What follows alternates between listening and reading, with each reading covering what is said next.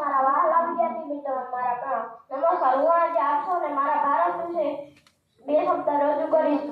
તો આશા છે આપ સૌ મારી વાતને શાંતિથી સાંભળશો. પોતાનું રક્ષણ કરવું આપ સૌની ફરજ છે. શિવાજી મહારાજે વફાદાર સરદાર તાનાજીએ પોતાની પુત્રીના લગ્ન કરતા મૂકીને પણ શ્રીગંજને આક્રમણથી બચાવવાની તૈયારી બતાવતા કહ્યું હતું કે પહેરે દેશ વીર મેરા ઘર. આ નાનકડા વાક્યમાં દેશ પ્રત્યે ખુમારી બતાવે છે.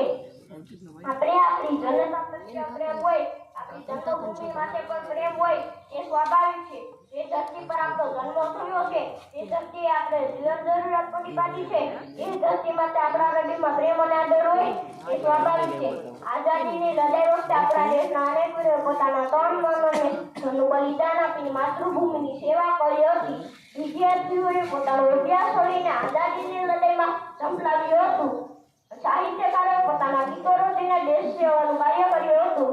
આઝાદી પછી પણ ચીન અને પાકિસ્તાનના યુદ્ધ વખતે ફરી આપણા દેશની કસોટી થઈ હતી, પરંતુ તે કસોટી પર દેશપ્રેમી હસ્તાક્ષર પાડી હતી. આ બધાની વચ્ચે આ દેશપ્રેમીઓ તો માત્ર ભારત ભૂમિ પર જ પાક્યા છે, અન્યથા ક્યાંય પણ નહીં.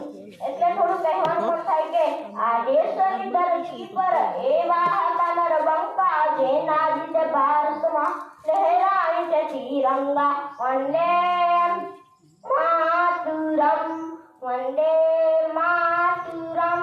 સ્વામી વિવેકાનંદ જ્યારે શિકાગોમાં પ્રવચન કરવા ગયા હતા ત્યારે તેમને એક વાક્ય કહ્યું હતું કે આજે તો હું માત્ર એકલો આવ્યો છું, પણ વર્ષોમાં હિન્દુસ્તાનની ફૌજ અહીં આવશે.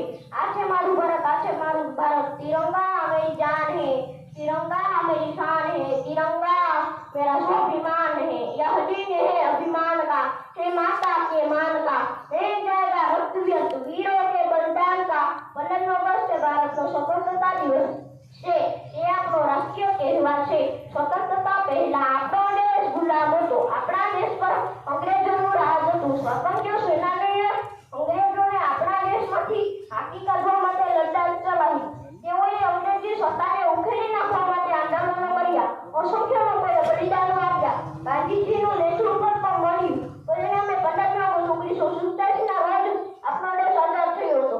ત્યારથી દર વર્ષે આ દિવસ આપણે સ્વાતંત્ર્ય દિન ઉજવીએ છીએ. 15 ઓગસ્ટના દિવસે શાળામાં ધ્વજવંદન થાય છે. શાળાના મેદાનમાં રાષ્ટ્રધ્વજ ફરકાવવામાં આવે છે, રાષ્ટ્રધ્વજને સલામી આપવામાં આવે છે, રાષ્ટ્રગીત ગવાય છે. પછી ઘણા સાંસ્કૃતિક કાર્યક્રમો થાય છે. એમાં દેશભક્તિ આધારિત નાટક અને દેશભક્તિના ગીતો રજૂ થાય છે. દિલ્હીના લાલ કિલ્લા પર આપણા વડાપ્રધાનજી રાષ્ટ્રધ્વજ ફરકાવે છે. પછી તેમનું ભાષણ થાય છે.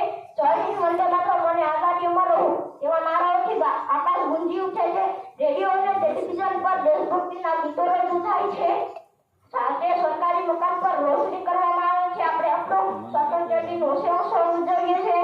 દેશના વિકાસમાં સહભાગી થઈએ અને આપણે આઝાદીનું પ્રતિજ્ઞા લઈએ છીએ.